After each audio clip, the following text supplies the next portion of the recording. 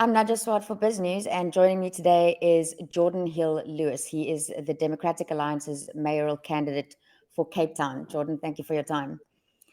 Just Thank you, by way of Nad. introduction, you too. By way of introduction, can you give me a bit about your background?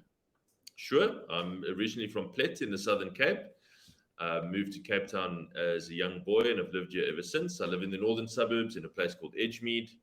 I am an economist by training in economics and finance, and started getting involved in politics in high school already. Got very involved in student politics and have worked in research and in various political staff roles before running for office in Parliament, where my portfolios have mainly been in the economy, in trade firstly, and then in finance the last few years. Mhm. And I am married and have a young daughter. That's me. And politics, what motivates you involved? I mean, from a young age, you say in high school. Yeah.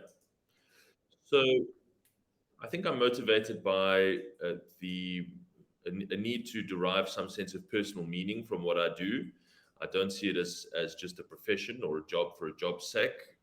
I have to feel like I'm making some kind of positive difference. And I think politics is the best place to do that, because there is so much systemic leverage in politics. In other areas, you can fix one specific policy area, or you can make a positive contribution there, and that's very, very important. I have the utmost respect for people that do that. But in politics, you can affect systemic change, and even a 5% improvement at a systemic level can have a huge knock on effect for society at large and for millions of people. And so that gives me a huge sense of personal meaning. And that's why I love politics and why I got involved. And what platform are you running on? So I'm convinced that the next phase in South Africa's democratic development is going to be about strong local governments and residents groups doing more for themselves, because national government cannot do and is failing to do so much.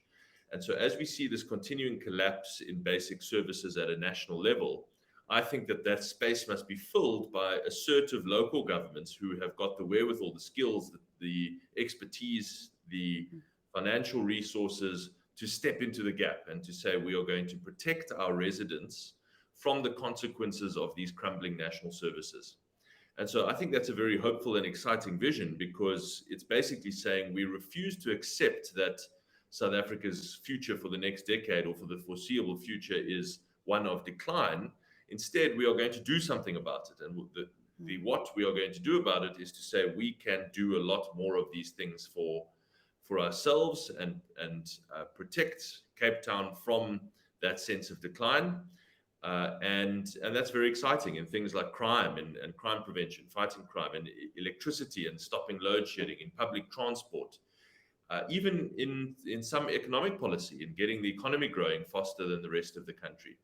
So I really think that's where the future is in government in South Africa, and I'd like Cape Town to be at the forefront of pushing those boundaries, Mhm. and essentially saying to the country, this is a model of how the country can and should work, and we are leading the way. That's my platform. All right. And on that note, what is your stance on Cape independence? No, this is not about isolationism Mm, or balkanization.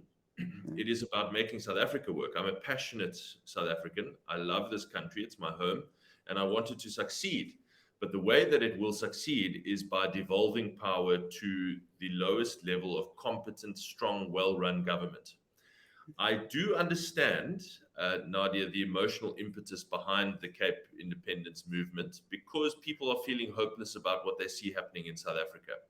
And the more they feel hopeless, they look to the one place where things do work and they say, well, let's just kind of hive off that one place that does work and try to insulate ourselves from everything else. I don't think that that's the right way.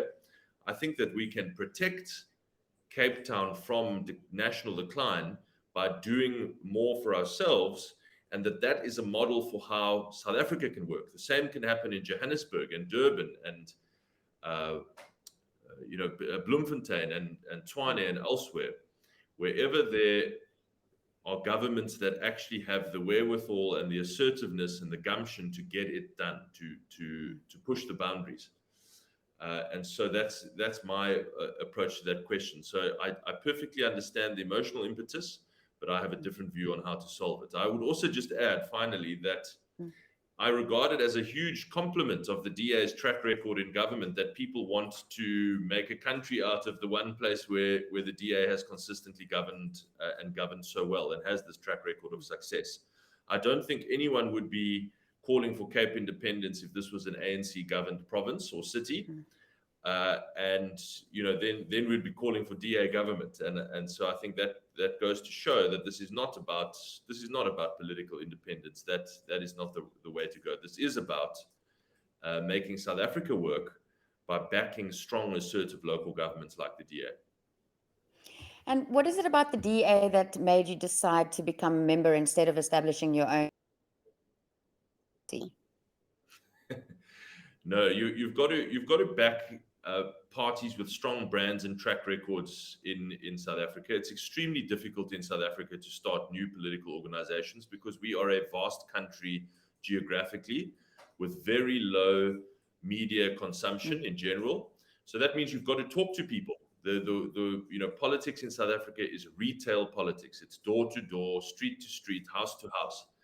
And that is hugely time consuming and resource intensive. So the idea of a brand new political party making massive inroads, it's extremely difficult. One party has actually done it before, by the way, and that is COPE, but they messed it up. They got just over 1 million voters they got in 6 months, and they messed it up, and history will judge them very harshly for that. But so I absolutely believe in the values of the DA. That's why I joined the DA in high school, and I'm at heart a liberal. I believe in individual freedom and maximizing people's opportunities to live a life in which they are able to realize their full potential. And that political program and intellectual framework of liberalism is what the DA believes in and what attracts me to the party and what I want to try and execute in government. And I think that is the only way that South Africa can thrive as a country. So I'd like to try and be at the forefront of implementing that program. And what do you think of the fact that 25% of the ANC's candidates are in their 20s? That's great news. I didn't know that. Is that a true statistic?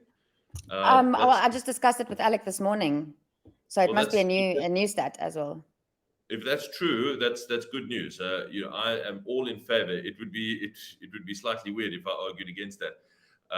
As a very young candidate myself, I'm all in favor of young people taking a more active role in politics because politics is profoundly impactful on the lives and life chances that young people have in this country.